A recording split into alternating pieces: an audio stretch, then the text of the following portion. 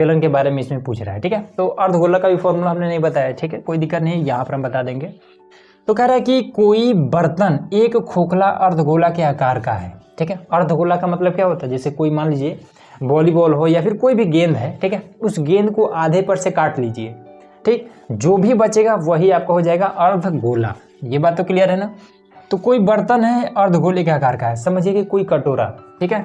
तो यहाँ पर कटोरा बना लेते हैं। मेन चीज़ है इसका फिगर बनाना, ठीक है। फिगर बना लेंगे, फॉर्मूला याद रहेगा तो ईजिली हो जाएगा। तो यहाँ पर हम कटोरा एक बना लेते हैं। तो यहाँ पर हमने एक कटोरा बना लिया, ठीक है ना। इसको आप चाहें तो मिटा भी सकते हैं, ये बीच वाला, इससे कोई दिक्कत नहीं, ठीक है। ये वाला रहेगा तो ईजी रहेगा दर्शाने में व्यास, ठीक, व्यास दर्शाने में ये बीच वाला रेखा आसानी रहेगा। तो चलिए कटोरा हो गया। तो अर्धगोला आकार का है जिसके ऊपर एक खोखला बेलन अध्यारोपित है, ठीक है। बेलन का मतलब क्या होता है, कोई सीधा सा एक डब्बा ऐसा समझिए, ठीक है, उसी को बेलन यहाँ पर कह रहा है।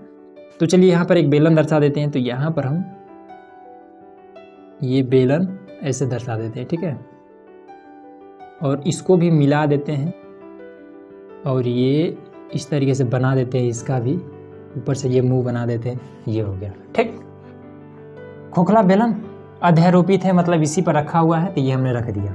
अब कह रहे हैं कि अर्धगोले का व्यास 14 सेंटीमीटर है, ठीक है। वही हम यहाँ पर दर्शा दिए थे कि यहाँ से ये इसका जो है यहाँ से और यहाँ तक ये कितना है, 14 सेंटीमीटर है। तो नीचे दर्शा देते हैं, ठीक है, ये पूरा है 14 सेंटीमीटर, ठीक है। अगर बीच में अगर केंद्र मान लिया जाए तब इसकी त्रिज्या यहाँ से यहाँ तक कितना हो जाएगा, इसी का आधा हो जाएगा, 7 सेंटीमीटर हो जाएगा, ठीक है। तो त्रिज्या इसमें 7 सेंटीमीटर है, ये याद रखिएगा। तो ये हो गया क्लियर। अर्धगोले का व्यास 14 सेंटीमीटर। इस बर्तन की कुल ऊंचाई 13 सेंटीमीटर है। कुल ऊंचाई मतलब यहाँ से लेकर के और यहाँ तक ये 13 सेंटीमीटर, 13 सेंटीमीटर। इतना बात भी क्लियर हुआ। अब कह रहा है कि इस बर्तन का आंतरिक पृष्ठीय क्षेत्रफल ज्ञात कीजिए, ठीक, आंतरिक पृष्ठीय क्षेत्रफल ज्ञात करना है। तो देखिए सबसे पहले चीज आंतरिक मतलब क्या, अंदर अंदर से इसका पृष्ठीय क्षेत्रफल, वही बात है, ठीक है। ये अर्धगोले का पृष्ठीय क्षेत्रफल लिखिए या फिर आंतरिक पृष्ठीय क्षेत्रफल लिखिए, दोनों एक ही चीज है, ठीक। तो अंदर हमें आयतन नहीं बताना, हमें पृष्ठीय क्षेत्रफल ही बताना है, बट अंदर अंदर से हमें बताना है, ठीक है। तो इसमें अर्धगोले का ये पृष्ठीय क्षेत्रफल और बेलन का पृष्ठीय क्षेत्रफल, दोनों का फॉर्मूला आपको पता रहेगा तभी हल हो पाएगा, ठीक है। तो देखिए, तो आंतरिक पृष्ठीय क्षेत्रफल बर्तन का लिखेंगे हल बर्तन का आंतरिक पृष्ठीय क्षेत्रफल, ठीक है। अब आंतरिक पृष्ठीय क्षेत्रफल निकालने के लिए, इस पूरे बर्तन का आंतरिक पृष्ठीय क्षेत्रफल निकालने के लिए क्या आपको करना पड़ेगा, ये जो अर्धगोला है, अर्धगोला, इसका पृष्ठीय क्षेत्रफल निकालिए, फिर ये जो बेलन है इसका पृष्ठीय क्षेत्रफल निकालिए और दोनों को जोड़ दीजिए, आपका आंसर आ जाएगा, है ना जी। तो यहाँ पर वही चीज लिख देंगे, पहले हिंदी में लिख लेंगे, ठीक है। अर्धगोले का पृष्ठीय क्षेत्रफल लिखेंगे कि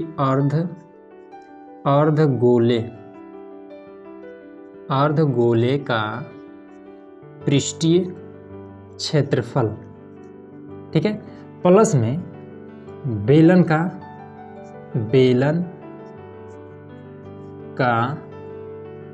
पृष्ठीय क्षेत्रफल, ठीक, बेलन का पृष्ठीय क्षेत्रफल।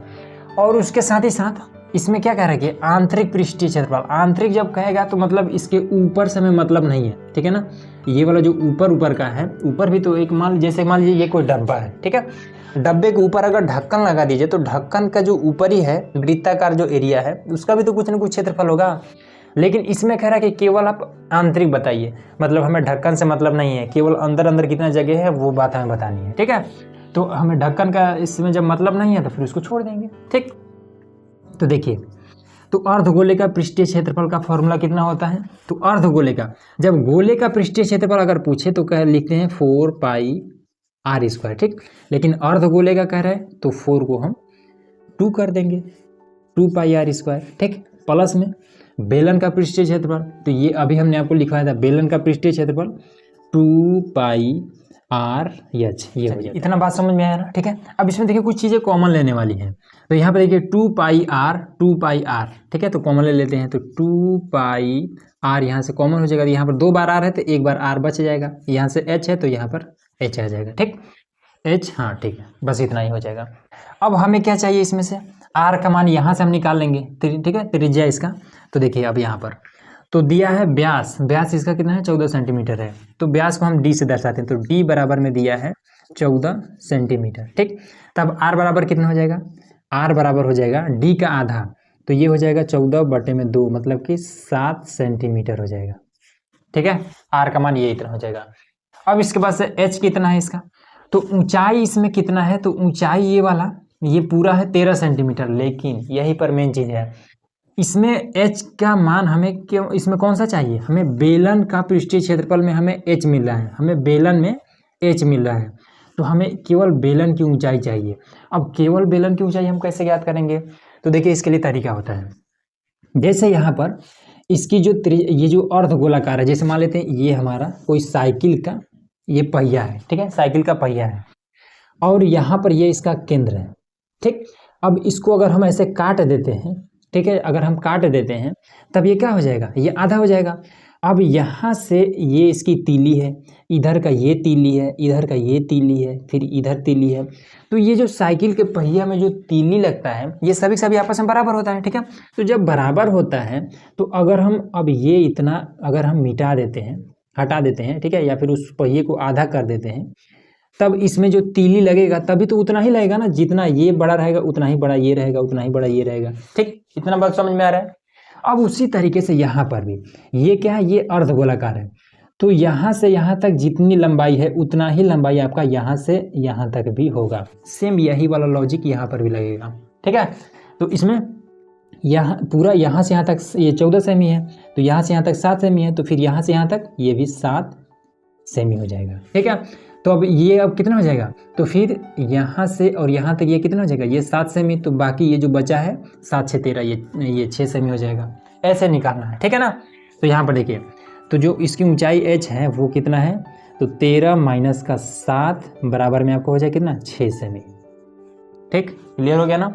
अब आ जाते हैं, मान रख देते हैं, फटाफट आंसर आ जाएगा। देखिए तो यहाँ पर 2 है तो 2 रखेंगे, पाई का मान 22/7 रखेंगे, आर का मान, आर आपका कितना है अभी निकला है, यहाँ पर कहाँ गया भाई, ये 7 सेमी, अब ब्रैकेट में ये आर 7 सेमी और ये एच आपका 6 सेमी, ये 6 सेमी, ठीक है, सब कुछ सही है। अब ये से ये कट जाएगा और यहाँ पर देखिए तो ये कितना हो जाएगा, 22 दूनी 44, ये हो जाएगा 44 गुणे में 7 6 13, तो ये कितना 13 चौका 52 का यहाँ पर हो जाएगा 2, 13 चौका 52 और 5 52 और 5 57 सेंटीमीटर स्क्वायर, और ये आपका फाइनल आंसर निकल गया, ठीक। इतना में ही हो गया।